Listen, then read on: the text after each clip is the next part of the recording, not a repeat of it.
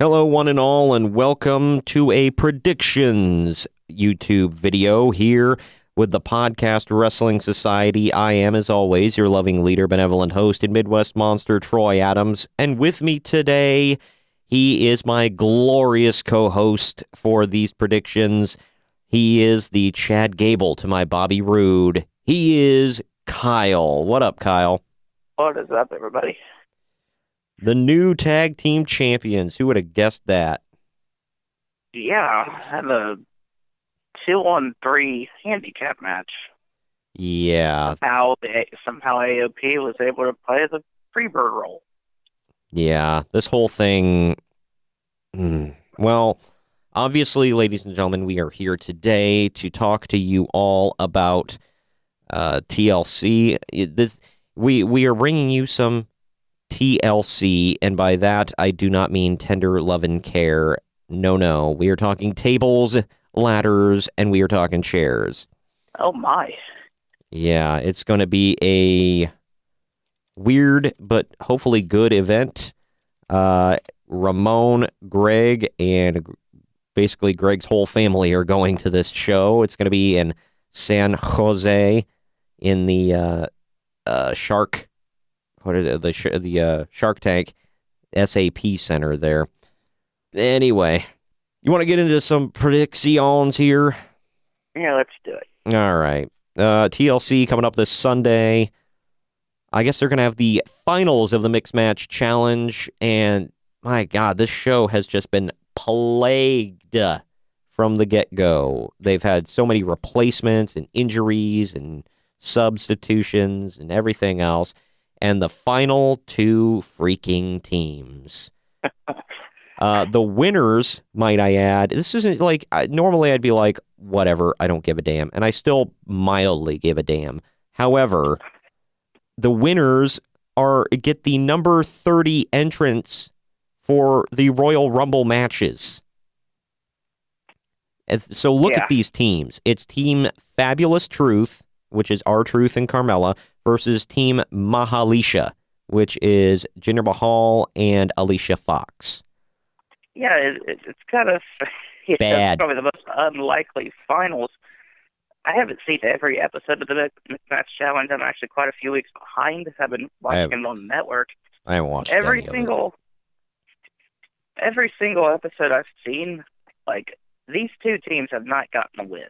It's like, wow, that's pathetic. I was going to go with Charlotte and originally AJ, and then they switched it to Charlotte and Jeff Hardy, but that's not good. That's not a thing. So I don't know. There were actually my pick was Asuka and Miz. That didn't happen. So the hell ever. My pick was Ember and Braun Strowman. That would have been a good one too. Then Braun got injured, and then they replaced him with Kurt Hawkins. And it's like, well, that's... Let's take the monster among... Yeah, let's take the monster among men, replace him with the jobber among non-jobbers, I guess. I don't know. What's the opposite of a jobber? A guy who wins. A winner? I don't know. Yeah, I guess. But anyway... Well, let's just take a stab in the dark here. Crap or crap? Which one are you picking? Say Carmella and R-Truth. Yeah, I'm going to pick Fabulous Truth as well. We'll see if you and I disagree more this month than we did last.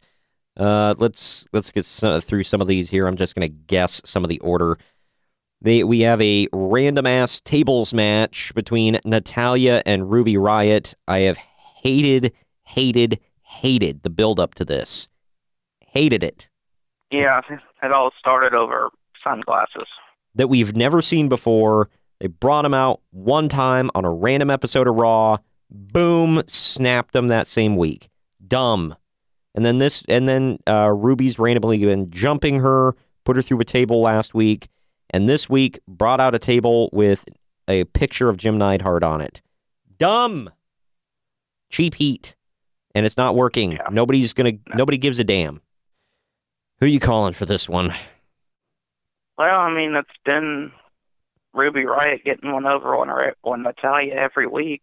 I can't see this being a straight, forward feud here, so I'm going to say Natalya gets it. Yeah, my heart says Ruby. My brain says Natalya. I'm going to go with my head. Natalya, I'm calling as the winner here. It just makes sense. But I wouldn't be surprised if the Riot Squad interferes and helps out Ruby.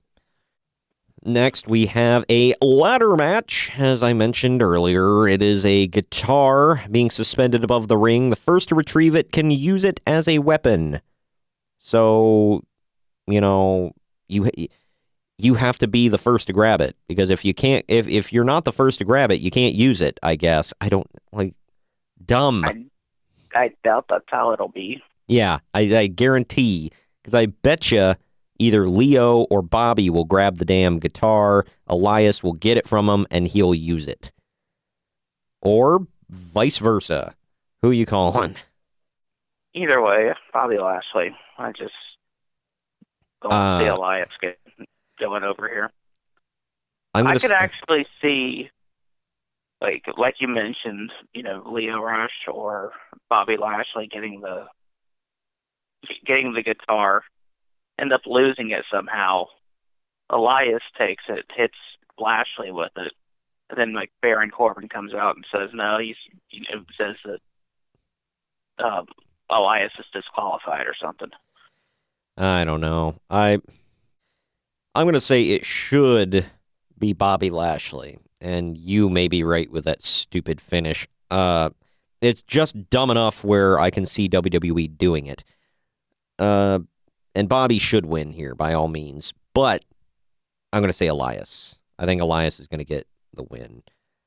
They didn't even wait until the pay-per-view when he should have finally, he's been getting heat against him for all, the whole month, and Bobby and Leo have been getting one up on him, and now finally the babyface gets his revenge. Nope, he blasted Leo with a guitar 2 weeks ago.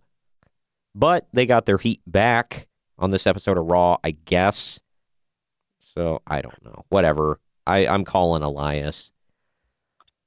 50-50 booking. Now we move on to the chairs match, because that's always, riveting programming. Rey Mysterio versus Randy Orton. This actually should be a good match. I hate the stipulation, but, the match itself should be good. Who are you calling? Randy Orton. I'm going to call... I don't know. I think I'll say Randy as well, just because. Believe it or not, we actually got a Cruiserweight title match here. I just now noticed that because I don't watch 205 Live. Buddy Murphy defending against Cedric Alexander again. Who you got for this one? Say Buddy Murphy hangs on to it. Yeah. I love Cedric, but I really want Buddy to hold on to the damn thing. While we're going through title matches, we got the SmackDown tag team titles on the line. It is now a 3-way with the only 3 teams on the damn show, apparently.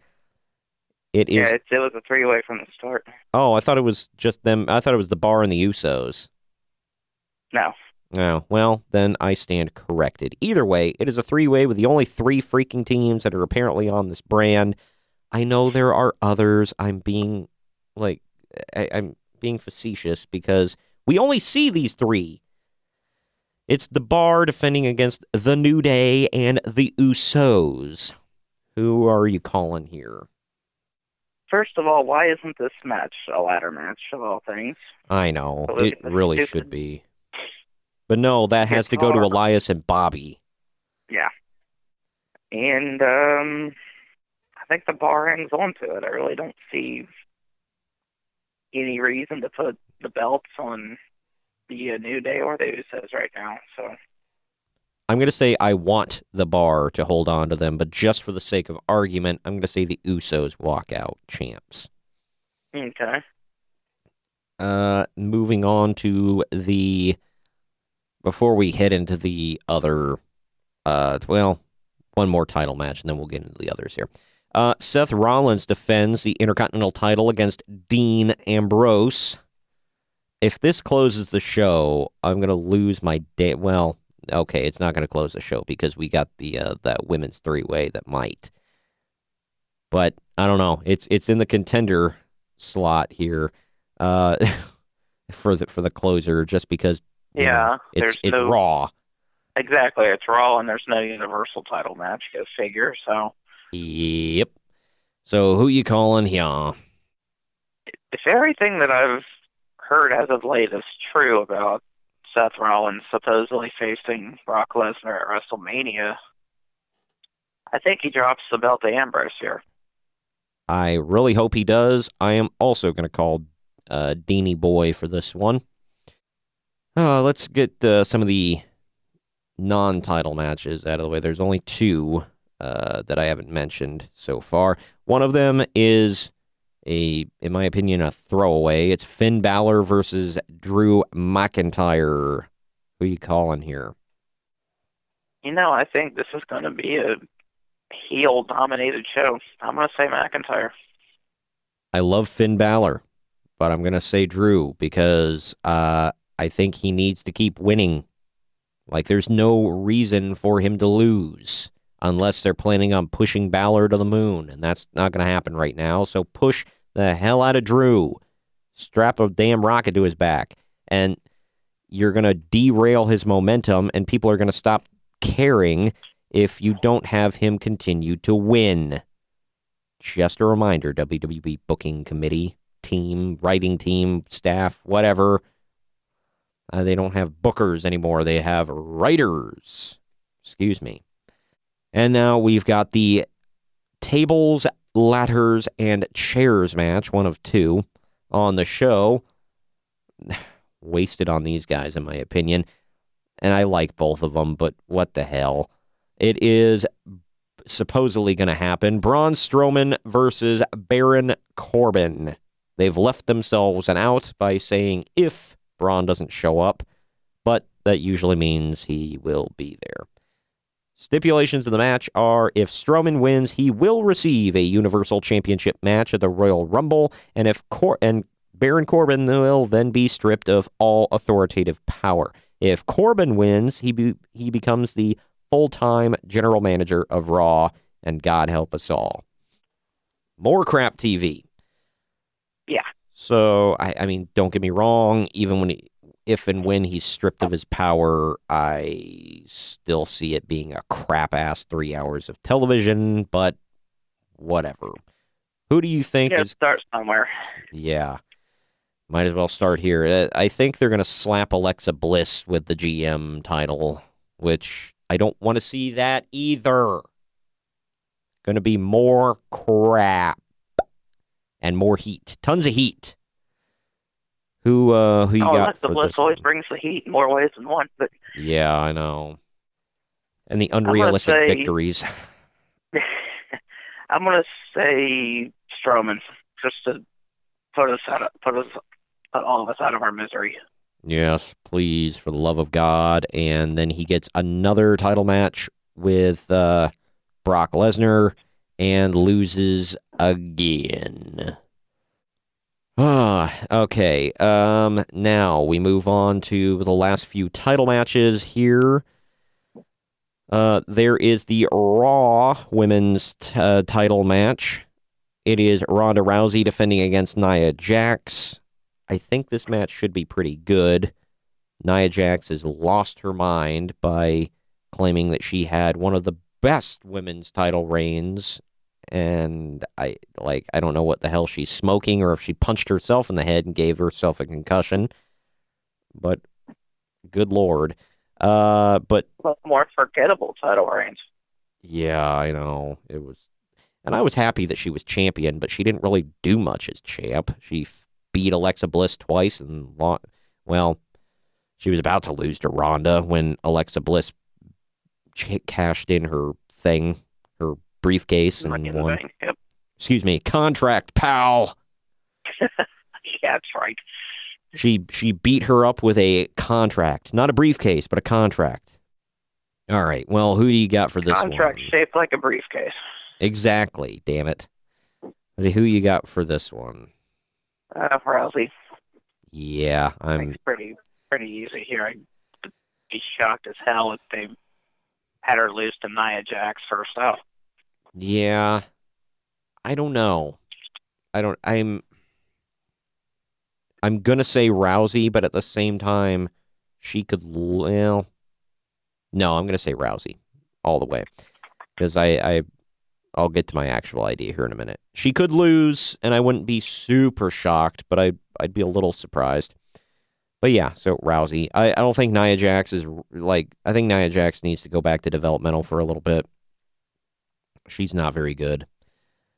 Well, I mean, maybe she is. I wonder, whatever, she's not doing anything. Maybe she's down at the Performance Center working things out. I wish. I don't think that's happening, but I wish. Now, before we go to the other one here, let's go to the WWE Championship match. It is Daniel Bryan defending against AJ Styles. Unfortunately, AJ hasn't been around much recently. I assume he asked for some time off.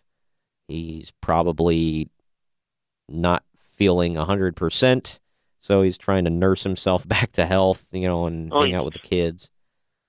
Well, he's been renegotiating his contract with WWE as of late, so that might have something to do with it. Yeah, but they're still putting him in title matches and putting him on their pay-per-views. I don't know. Whatever. Either way, D-Bry or AJ, who you calling here? I think Bryan retains here. I think he's going to win somehow. I think he's having a very entertaining run thus far as champion. And I was telling, on the podcast, I was telling Greg, what's crazy is there for a while I thought, the sad thing is Daniel Bryan was WWE champion for like a minute. But what besides him winning the damn thing at WrestleMania, his most memorable title run will be when he had the short hair and he was yelling no, and he held the world's heavyweight title and he was a heel on SmackDown. Now he's a heel on SmackDown again, and he's the WWE champ. And it's good. I mean, his other run was good too, but this was great. And hopefully he won't be beaten in 14 seconds or 16 seconds or whatever the hell it was by anybody like when he lost to Sheamus. But yeah, so I'm going to say Daniel Bryan wins this one. He is thoroughly entertaining me. And I don't know if they're building it up to Miz versus Shane McMahon, but I'd really prefer Miz as a babyface versus Daniel Bryan as a heel at WrestleMania. I could see them doing that. That would be awesome. Pun intended. The weird thing is about this entire show, this is the WWE title match, and it's more than likely not going to be the main event. You've got Daniel Bryan and AJ Styles, WWE title on the line, and that's not going to be the main event. Nope, because gotta push other things. And I mean, don't get me wrong, I know the SmackDown women's title thing is big, and it's a TLC match and whatever, so I assume this is going to close the show, which is why I'm talking about it last. But these are two of the best workers on the entire roster, and I'm talking all three shows. I guess 4 shows. 5 shows now, if you throw in 205 and the UK. But anyway, 2 of the best workers across the board in the world, and it's for their top title, even though they don't treat it as such. Not going to main event. Guaranteed. But while we're on it, might as well dive into it here. Who do you call for this one? It is a triple threat TLC. Becky Lynch defends the SmackDown Women's title against Charlotte Flair and Asuka. Honestly, this match doesn't need to be a TLC match. No, but I think it's going to make it better. I would love to see a triple threat, but just a regular triple threat match with these three where it's just straight up wrestling. Because these are, in my opinion, the 3 best women in the entire company. In which order, I don't know. But... Well, I don't know. I like the TLC stipulation. I mean, yeah, these guys or these gals could tear the house down just by themselves, without a stipulation, but still great. TLC matches are always fun. Oh yeah. So and this one's hard to call. Yeah. Well, because if they want to get Becky versus Ronda Rousey, which they were going to get at Survivor Series, it would make sense for her to drop the belt here and then win the Royal Rumble and then challenge Rousey that way. Yeah. Assuming Rousey retains, which, we think she will. Yeah. Well, I'll tell you my prediction here. I mean, I'm calling Asuka because I want to see that. She deserves it. She, needs it, I guess. Well, I wouldn't say needs it, but kind of. So, I don't know. I really think it's her time. She's heating up again. The crowd is more into her than Charlotte even. And all Charlotte does is just grab weapons and beat up women with them, which is fine. But, I'd say it goes Becky, Asuka, Charlotte for how much the crowd cares and reacts. But, yeah, so I'm going to, and plus it would set it up so that, it would set it up for, Becky and Charlotte to be able to go after Ronda again. Because neither one of them have the title. They don't have to worry about, I got to stick on my show and defend the thing. And then maybe they can elevate another female to take on Asuka. Or, hell, they could have Charlotte versus Asuka, a rematch for the title at Mania if they wanted to, and get Charlotte, maybe have her go against Ronda at the Rumble or something. I don't know. Yeah, I'd be fine with seeing Asuka and Charlotte at Mania again. Yeah, we've got between now and Mania, after TLC, we've got 3 pay-per-views. The Rumble, the Chamber, and Fastlane. So, at any of those 3, if they wanted to get Charlotte out of the way then, if they didn't want to do the 3-way at Mania, then they could do that. Or they could wait till Mania and have the 3-way, either way. Yeah, I think I'm going to reluctantly go with Asuka as well. I really have no idea how they're going to do this one, so. I think that's the way it's going to go, but that's just moi. And either way, TLC has the potential to be good, has the potential to be corny and dumb, but we shall see on the pod. Say what? I think it can be good. Like, how many times this year have we seen a pay-per-view have, a pretty poor build, but then in the end, it's like everybody, the show surprises everybody. That's really good. I think we could have another one like that here. Yeah, that is true. On the actual podcast next week, you will be on there to talk with me about what the hell happened at TLC and all the fallout at Raw and SmackDown the next days. Well, thank you for joining me today, Kyle. Not a problem. I thank you all for watching, and we will see you all on the actual podcast next week. Later. Thanks for watching this YouTube-exclusive video for the podcast Wrestling Society. Don't forget to hit the like and subscribe buttons if you're picking up what we're throwing down. And of course, we always welcome feedback in the comments section down below. And if you want to keep up with the weekly podcast that drops every Wednesday, links to the show page are in the description down below, along with our social media handles and our associates pages. Come on and join the society.